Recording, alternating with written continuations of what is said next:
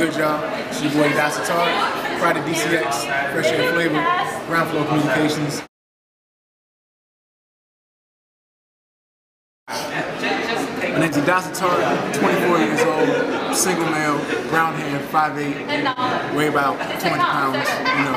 I know it's not a dating site, but basically I'm an MC, producer, singer out of Binghamton, New York, transplant, Pittsburgh, PA. That's who I am. Been doing this for about 13 years now, 13, 14 years.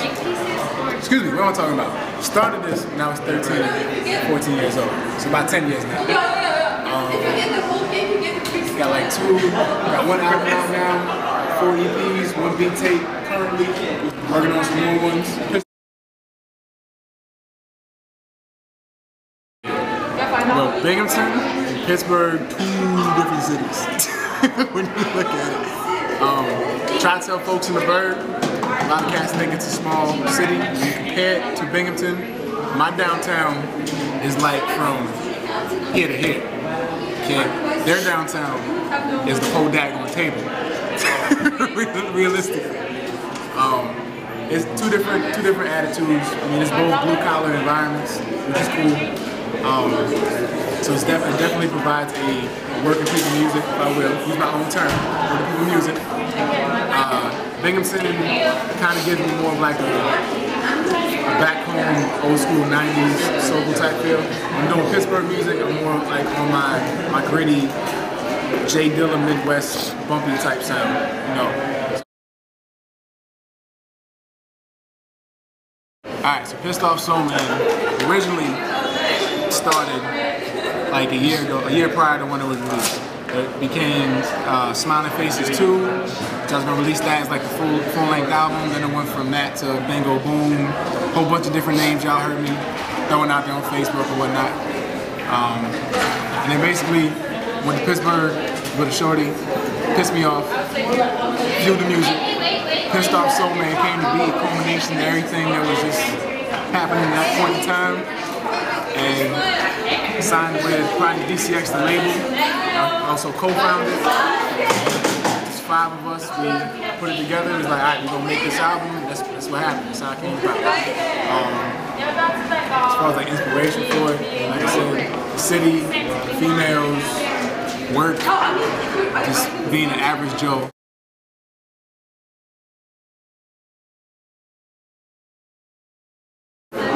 Music definitely right now is the soundtrack for our generation. Hip hop in general, that's my opinion on that one.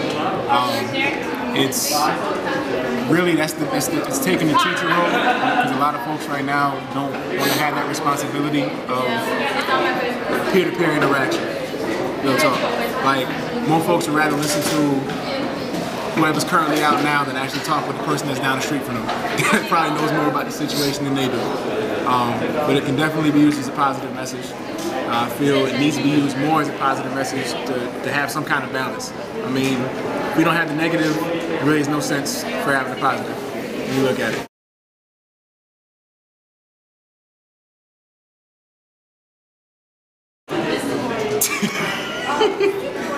Alright, we in a recession.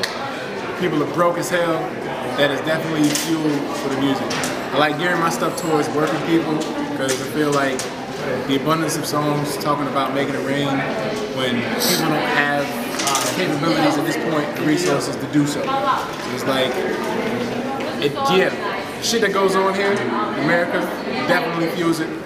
All the police brutality for one, that's an issue that I want to speak on in the upcoming projects. Race issues, 99 Wall Street, 99%, excuse me, it's happening. Like, stuff like that, to me, is inspiration. It needs to be fueled. That's what makes it like a darker tone. When I'm talking about family and whatnot, that's a lighter tone. You know, when I'm talking about real shit, that's when it gets dark. It's cold. It's not a happy subject.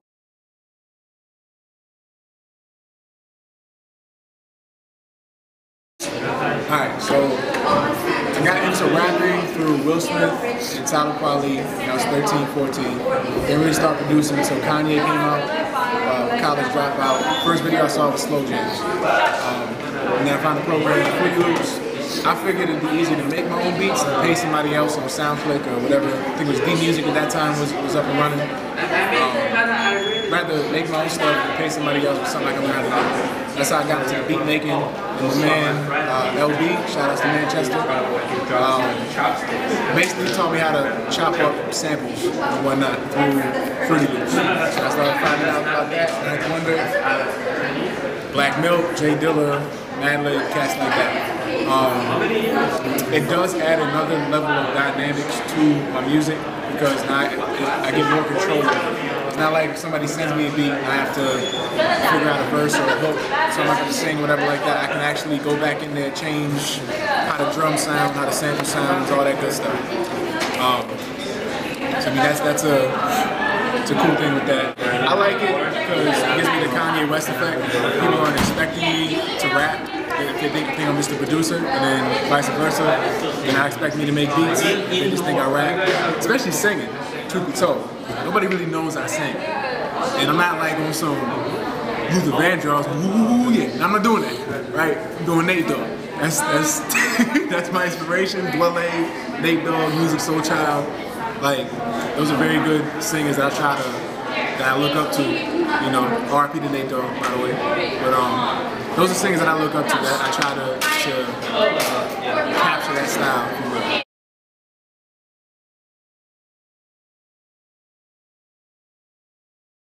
My production is very sample-based.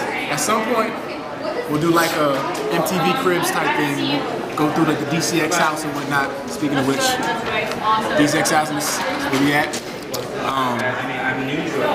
I got like a record collection I go through, like Al Jarreau, Nina Simone, John Coltrane, mad people, Angela Bofield. Like it's mad 70s singers, 70s, 60s, sometimes 80s, depending on the beat, the singers. Jazz, classicals. I mean, I listen to a lot of stuff. I mean, especially being on the label now, like it opens you up to the other artists that are on the label. They listen to different music, so it's like you can listen to what they're listening to, you become a fan of it, you know, spread it around that way, which is cool. But it is something I listen to on the regular. It's kind of a way to pay homage to me in a sense. It's continuing the tradition of finding breaks in traditional and classical black music in our history and flipping it and still keeping that lineage going.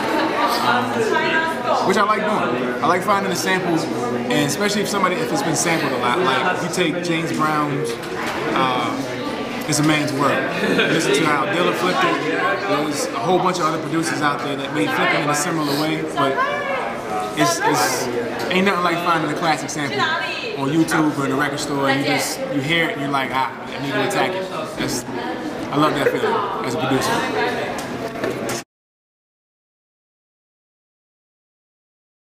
I would like to add, currently right now, my projects I'm working on, I'm gonna leak it now, she's probably gonna hate me for it, she might beat me up through the phone, is working on a project, an album with Brittany, aka In Silence, out of Pittsburgh. It's called Soulmates. Handling the production on that. Her and I are doing the vocals, have some guest features from Six members, Bernice Irving, as well as Chaos. Probably need some more tidbits on there, so I'm gonna save it right now. I'm not trying to throw the spot up. Got an EP with Chaos called Chaotic Soul we're working on. We have several DCS mixtapes in place. Like I say the names, I'm gonna let y'all wait, tease y'all with it. Let's see, anything else? Shout out to numerous people. If I forget you, I apologize. It was not my intention. What's up, miss? Shout out to Miss Samantha Brown, who's right there.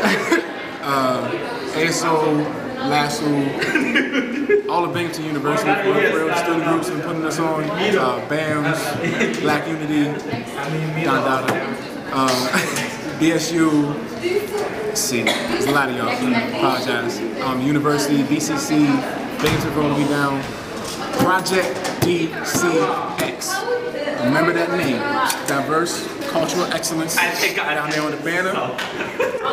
It's a student group as well as a record label. This is what That's what we're trying to do. Alright, this is basically the dream that every artist wants to accomplish in terms of making their own label or not getting signed to a label that's just trying to dick them around on their money. This is us making your dream happen, realistically. So that's all I'm gonna say. Shout outs to Talent Trapman behind the camera, Big Purr. You know, and Marion, thank you for the opportunity. Wordisbond.com. You can find me on Facebook, Twitter, YouTube. Just Google my name, IDASA space TAR.